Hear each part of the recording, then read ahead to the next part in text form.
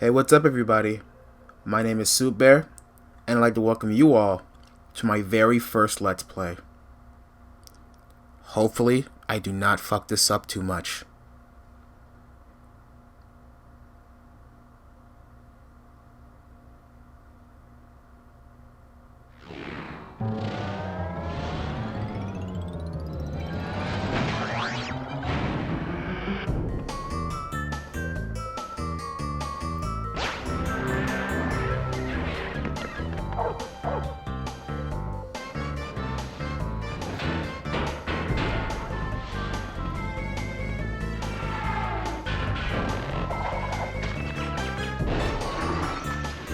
Crash Bandicoot 2. Cortex Strikes Back. Yeah, I decided to make this my very first Let's Play because I really do love this game. It's one of the first games I ever played on my PlayStation so long ago. It was one of the best experiences I ever had with video games, and I thought I'd share my limited slash vast knowledge with all of you guys and show you guys exactly how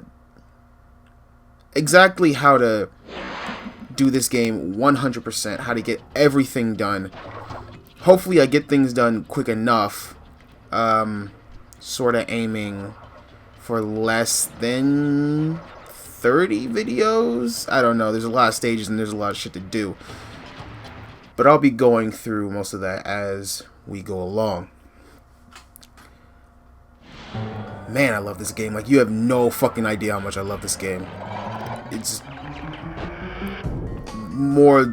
I can't fucking describe Chris. how much I love this game. It's so addictive and it's so good. But I'm gonna leave you guys with the story.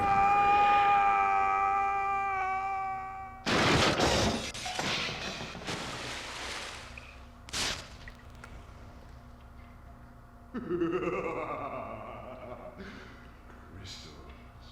Of course.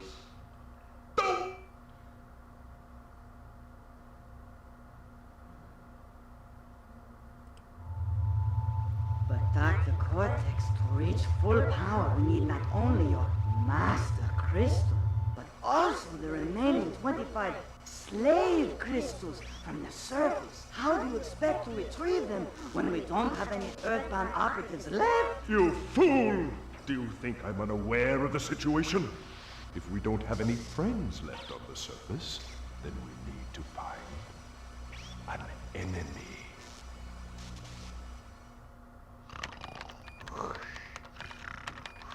Crash? Crash? Crash! My battery is fried. Make yourself useful, big brother, and bring an extra battery for me. This is Crash, your protagonist. Before anyone asks why I didn't do Crash 2 first, or before anyone asks why I didn't do Crash 1 first, I'm sorry, I am fucking tired. It is fucking almost 2 in the morning. That game is way too brutal. I'm not doing it right now. I'll do it maybe at some future point, but I'm not doing it right now. Crash, your protagonist, is quite the basic specimen. He can jump. He can jump. He can belly flop, which is actually new to this game if you have played the first Crash. He can also slide and do a slide jump, which is his version of kind of like Mario's long jump from Super Mario 64. You can sort of do long jumps and spins. You're not really gonna need to do all, or know all this unless you want to get, I don't know, fucking fancy or some shit. It's fancy schmancy. I don't fucking know. He can also duck and crawl. Crawling is not as utilized in this game as, I don't know, I think it could be, but it's definitely something you're gonna want to know how to do. This girl right here is Coco. This is Crash's younger sister. I'm not sure if originally she was gonna get replaced with Tawna, which was Crash's girlfriend in the first game, which was kind of the whole basis for Crash going on and fucking adventure in the first game. I cannot talk right now.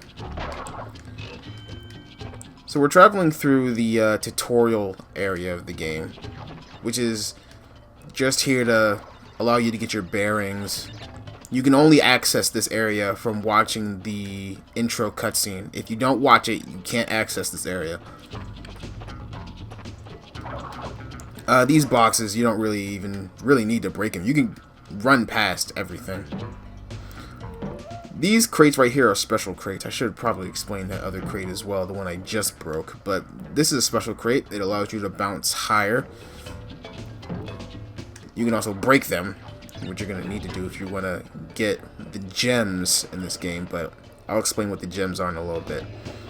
You go all the way down this path and you find this thing. This sort of swirling vortex of light. Step in it. Transport you to a whole new world.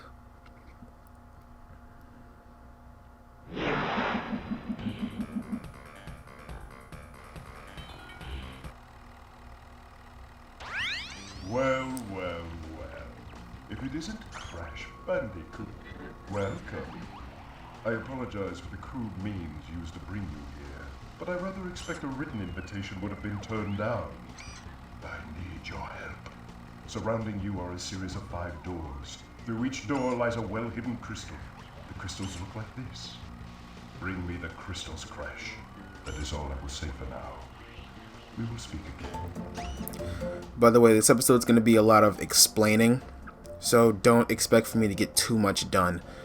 Who that big-headed guy was, who was just speaking to us just now through hologram technology, which is kind of weird for an area like this. That was Neo Cortex. Cortex is the antagonist. I know that's kind of spoiling things if anyone hasn't played this game.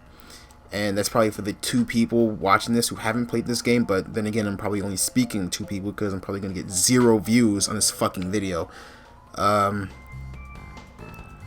Cortex wants Crash to go out and collect crystals for him, which sounds basic enough. But the thing is, if you played the first one, you would realize that Cortex was the boss in the final. He was the final boss in the first game. So the simple fact that Crash would be this dumb to go along with the person who he tried to defeat in the first game is absolutely stupid. If you were following the intro cutscene at all, you saw that Cortex fell from a blimp, which was what he was riding in the first game during the last boss fight.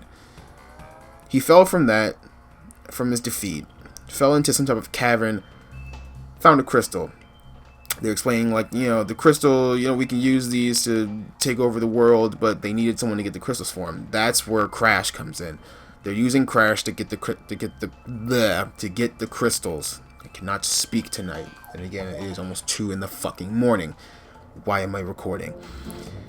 We're gonna enter our first stage here, Turtle Woods. Let's do this.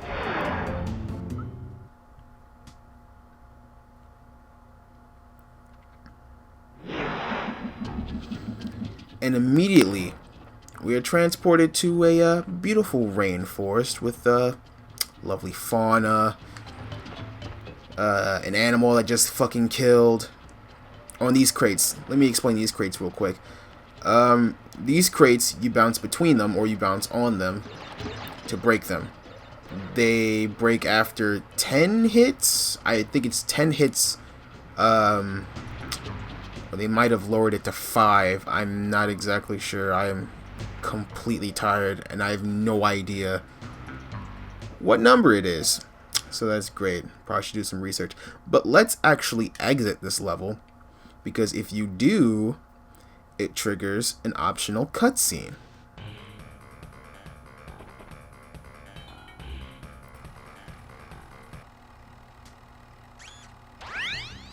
No, Crash. I said bring me the crystals! Now, get back in there. Yeah, if you exit the stage, Cortex gets kind of pissed, and he tells you to go in there and go get some fucking crystals. So that's what we're going to do. We're going to go in there and get some crystals for him. You to mine them out of the dirt in a coal mine. you know, probably collapse in it. So let's go. Let's actually go get the crystal. No, wait. Let's actually leave again, because if we leave again, a second cutscene activates.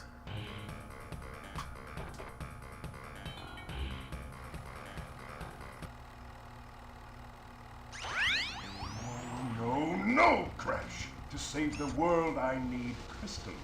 Crystals! One more time. They look like this. Crystals, Crash! Go back through one of those doors and bring me crystals.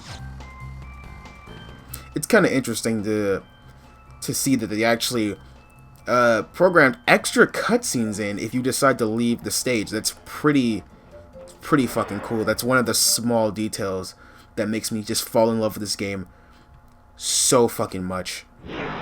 It's almost fucking brilliant. Let's leave a third time, because if we do,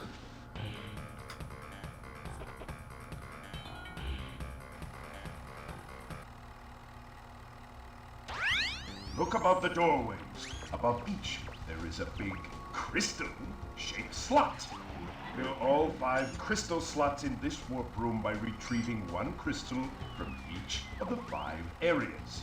Only after we have filled all of the slots in this room can we continue on our quest.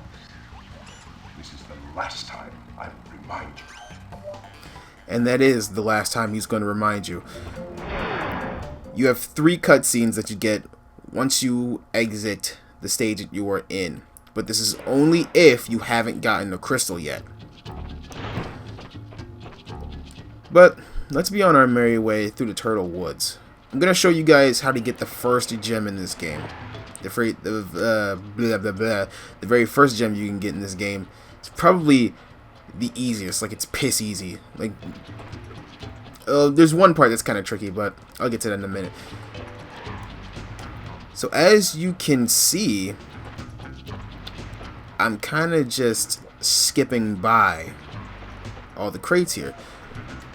In order to get the first gem, which is also, well, not exactly the first gem. You can get the gems in any order you want, but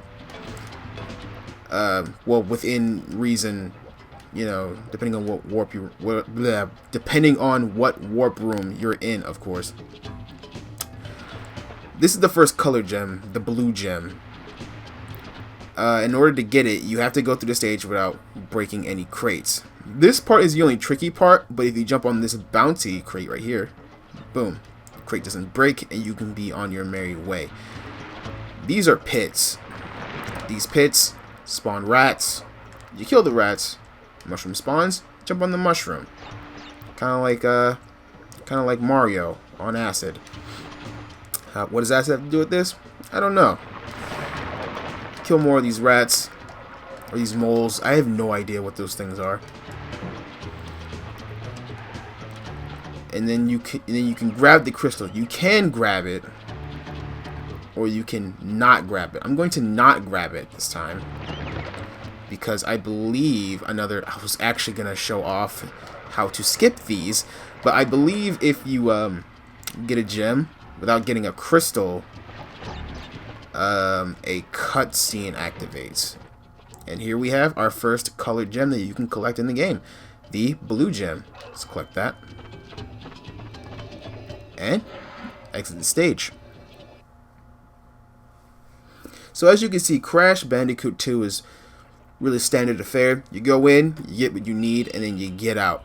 It's gonna get a lot trickier. I also forgot that he does a weird dance. That only happens when you get a gem. It doesn't happen when you get a crystal. Oh, I thought the fucking cutscene activated when you got the fucking gem. I guess it doesn't. Whatever, we have to go back in anyway in order to get the crystal that Cortex was asking us to get. So let's go in. In order to get gems, the regular gems, the clear gems, if you will, you have to break all the crates in a stage. Every single last one of them. You miss one, you don't get the gem.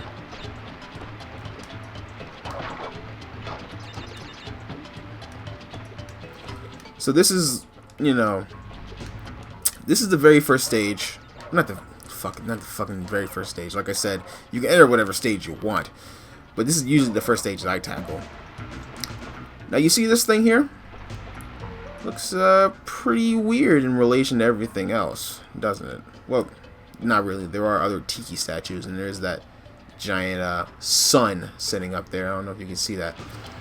But you belly flop on this, it breaks, leading you into a bit of a dangerous bonus area that you have to go to in order to break these extra crates and collect the, well, not collect the gems, but break all these crates to work toward getting the gem.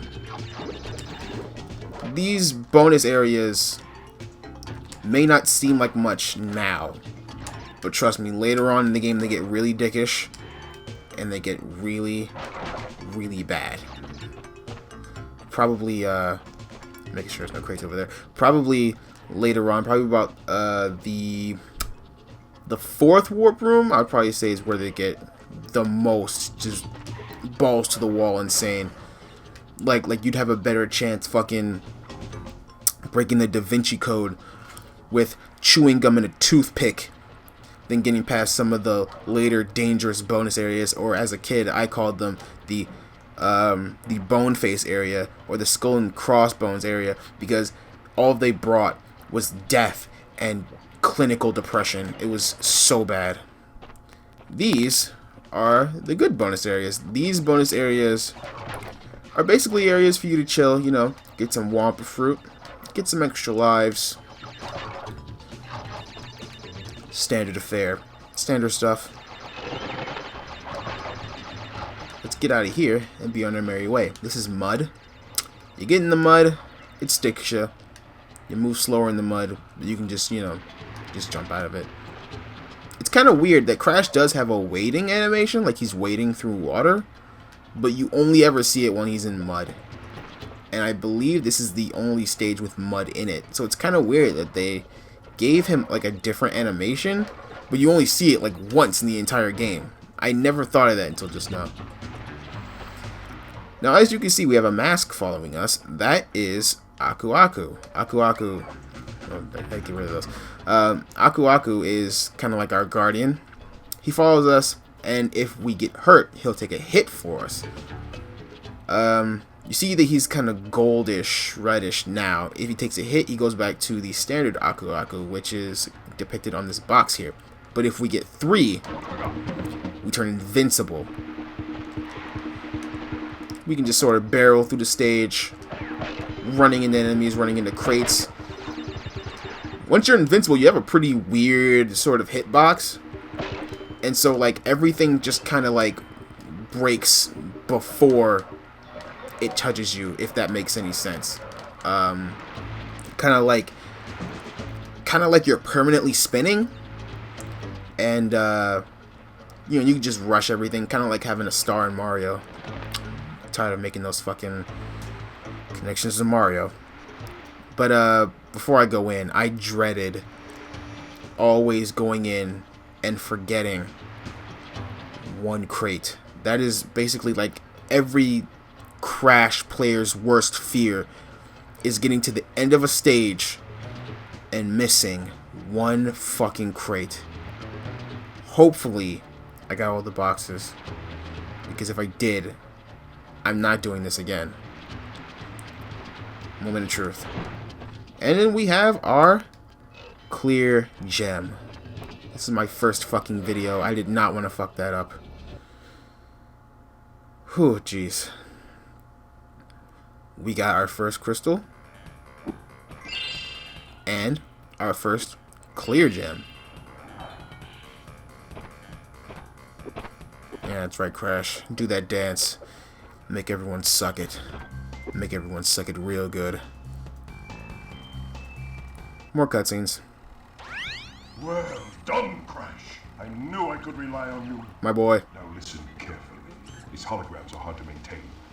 During the course of my intellectual pursuits, I have stumbled across a force that threatens to destroy the world.